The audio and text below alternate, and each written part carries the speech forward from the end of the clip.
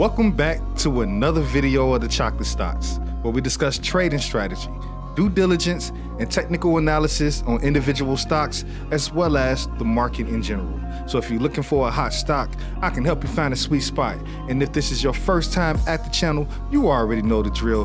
Hit that like and subscribe button. It doesn't hurt you, but it sure helps us. Last but not least, I am not a financial advisor, and this is not financial advice.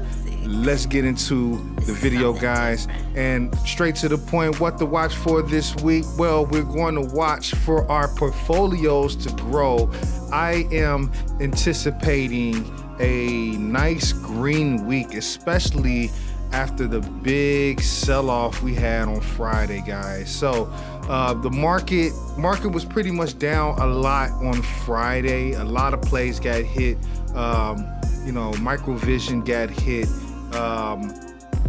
It was some other plays like ChargePoint got hit. So I don't look at those as being down. I look at those as dip buying opportunities. But what we're going to watch for this week, other than our portfolios to try to recover for some of these stocks that we have, well, I gave it to you last week. I'm going to repeat it now tonight on Sunday, so you know what's coming this week. On Wednesday is the upcoming IPO for Coinbase. Okay, April 14th is the day, guys. They are going public.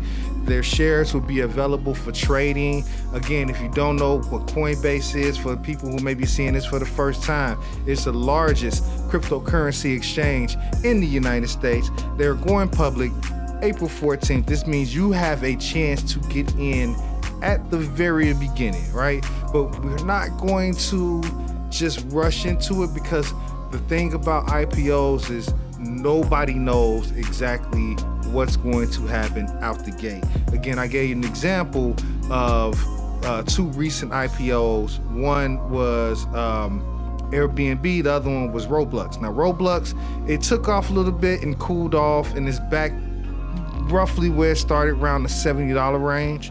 But Airbnb started at $68, ran up and never came back, and now it's at $140. So again, guys, you can't predict this, but if you're interested in it, I mean, obviously the IPO is a time to get in at the very stages, because yes, you can win big. I wouldn't put all my money on it, but yes, you can win big, and you can also lose big too. You put all your money in and it just tanks and sells off.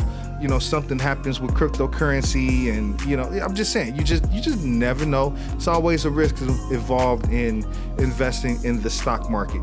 So guys, I want you to do your due diligence on how Coinbase makes money. All right.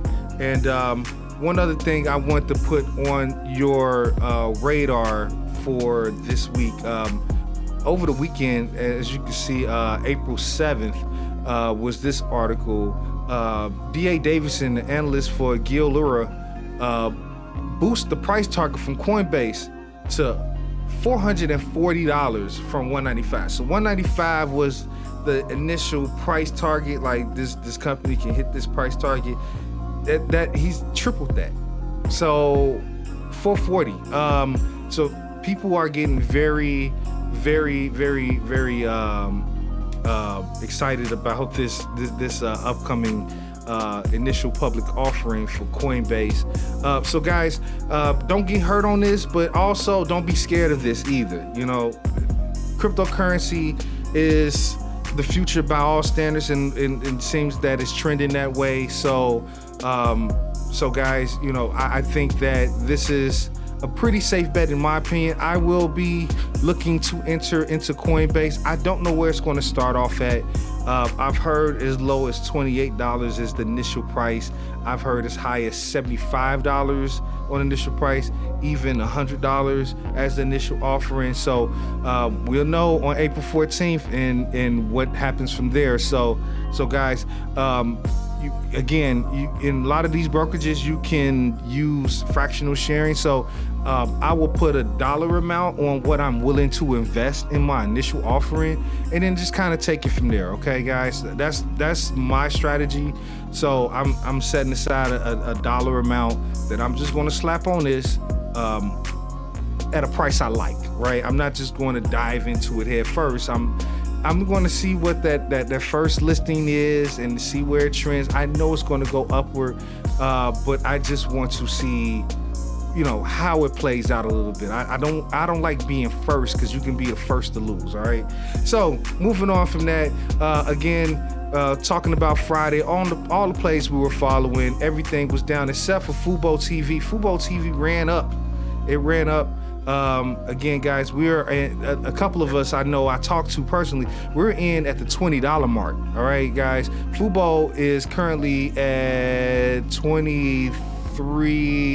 Yes, $23, I believe. So here's my average cost, $20.89. We had some dip opportunities this past week, especially on Thursday, when it came all the way down to $20.30, and I think even lower. So, guys, if you're still bullish on Fubo, or you're not in on it, look for a dip opportunity 21 and below. All right, guys, and we'll be on the same page with that. Everything else has been down. Dare is still in the buy zone. Microvision, I'm going to continue to buy if it's under where I have it at. Okay, CCIV is down in a buy zone. That is going to be a part of the recovery plays. Not the recovery plays, I'm sorry. The infrastructure plays, because, a lot of that money is allocated to shifting over to EV. So I expect to see some movement in CCIV in the upcoming future. Not right away. I think in the next 90 days, I think CCIV would be double what it's trading today. We're going to come back and check the tapes in 90 days. Rensola is down in the buy zone right now. ChargePoint is coming back.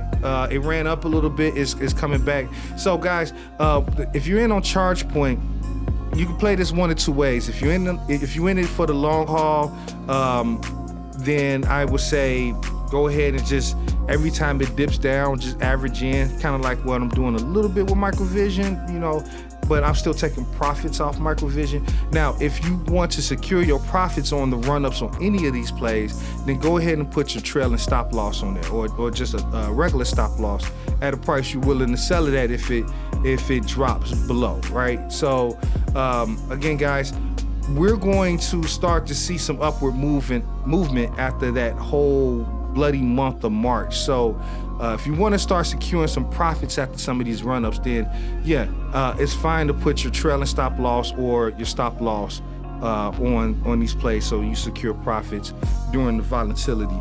Also, pay attention to some of your blue blood stocks. I am only looking to add positions in things I already have. Other than Coinbase, that's the only new position I'm looking to take out of those hot stocks.